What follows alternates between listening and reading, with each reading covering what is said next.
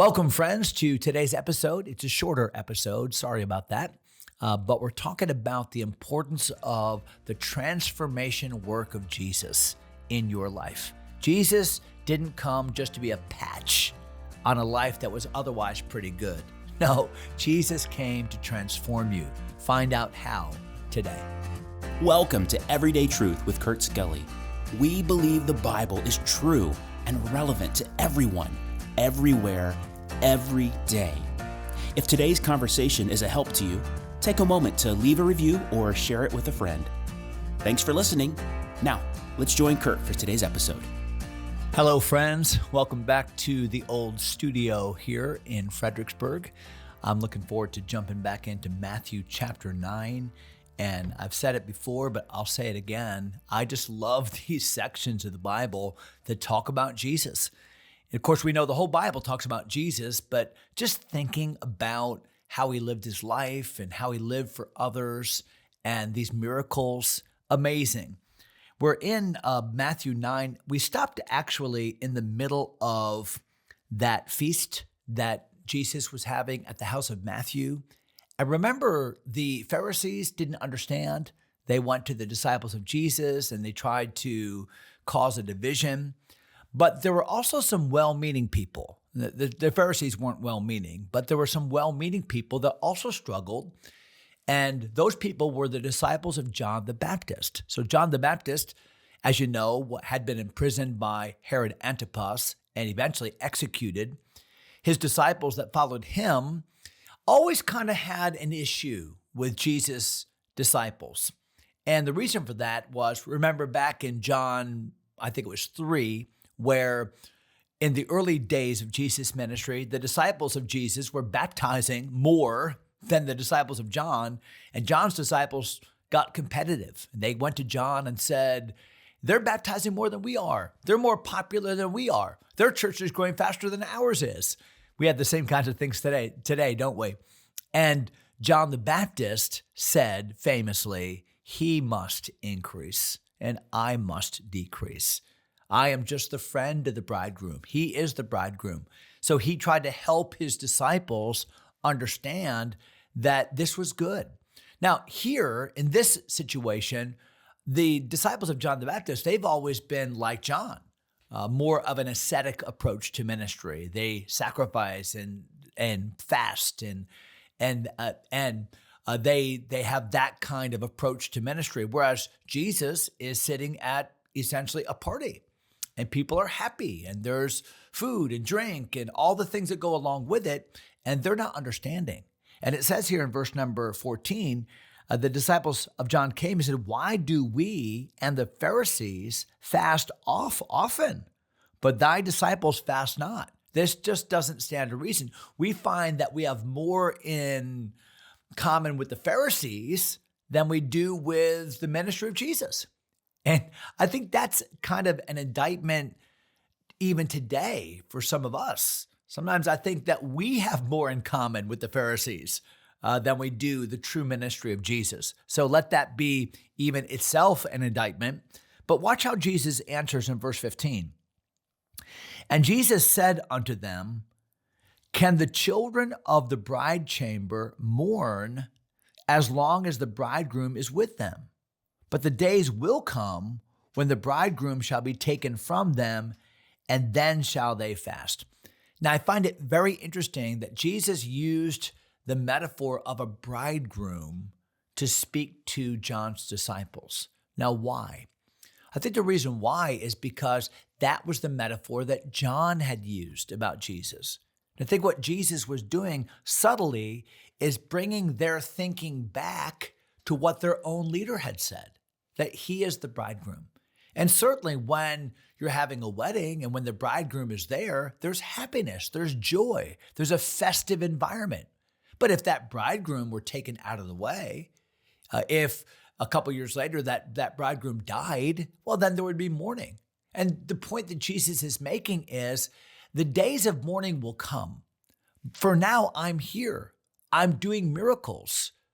We're enjoying this time of presence. And so there ought to be rejoicing. This makes sense. Look at verse number 16. No man putteth a piece of new cloth unto an old garment, unto an old garment. For that which is put in to fill it up taketh from the garment, and the rent is made worse, the tear. So when you repair a clothing, there's old cloth has a certain elasticity, and new cloth, when it's sewed in, is going to have a different tension point. And so you're not really helping that old garment. You're going to actually, it's going to be very predictable where the tear is going to be. It's not helping. So Jesus is saying, I'm not coming to Israel to be a patch on the law. First of all, there's nothing wrong with the law. The law was misunderstood by Jews. They thought the law was a means of salvation, a means of righteousness with God, when in fact it was the exact opposite. The law was a mirror to show them their unrighteousness, to show them that they didn't need a patched up law, or a patched up life. They needed a transformation. They needed a whole new garment. And that garment is the righteousness of Jesus. Look at verse number 17. Neither, so he uses another illustration, neither do men put new wine into old bottles. A bottle was like a wineskin. Don't think about a bottle like you think about a bottle today. Else the bottles break, the wine runneth out, the bottles perish, but they put new wine into new bottles. Why? Because new wine, grape juice, it has not yet fermented. The gases haven't escaped. There's a certain stretchiness or elasticity to that bottle. But once that bottle has stretched out and then over time has hardened, then if you put new wine into that old bottle, there's no stretchiness. So you fill it up and those gases emerge through fermentation and the bottle itself you lose it all. So it's the same illustration. It's the illustration with the cloth. It's the illustration with the wineskins or the bottles. And in both, there's not a need for repair or for patching. Jesus is not an addition to fix a broken system. No, Jesus is the radical transformation that the system of the Old Testament pointed to. Verse number 18. While he yet spake these things unto them, behold, there came a certain ruler. So this kind of finishes that section where Jesus is at the feast of Matthew. So let's review for a moment. Matthew, the writer of the book of Matthew, has given his testimony. And Matthew now is a follower of Jesus, but he doesn't have any friends other than those that have also sold themselves out to the Roman government. So what does he do? He reaches out to those that will listen. He reaches out to his circle of influence. And what do? They see the transformed life of Matthew. Matthew has some influence in their lives as he that sits at the receipt of the custom, and he has this big feast. I find it very interesting. That's exactly what Zacchaeus did. Another publican who had some influence, who also did what Matthew did. And what does Jesus do? Jesus goes to this feast, and he's criticized by the Pharisees, who are trying fastidiously to keep the law of God, trying as much as they can to attain to a righteousness that would please God. In fact, so reputed were they for their righteousness that Jesus said, except your righteousness exceed the righteousness of the scribes and Pharisees. So humanly speaking, they were doing a great job, but next to God's righteousness, they had all fallen short and come short of the glory of God. And even John's disciples who believed in Jesus, they believed in him as the Lamb of God. John had pointed to Jesus. Even they now had become trapped back into that legalistic system. And that's what happens, I think, sometimes to us. Sometimes those of us that have been saved by grace, we know who Jesus is.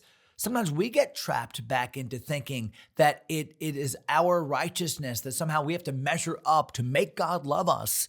And Jesus reiterates the transformation, the metamorphosis that happens when we truly come to God by faith in Jesus, that he does the work from the inside out. He doesn't just patch up an unrighteous life. He gives us a new identity, a new standing, a new status. He makes us new creatures in Jesus.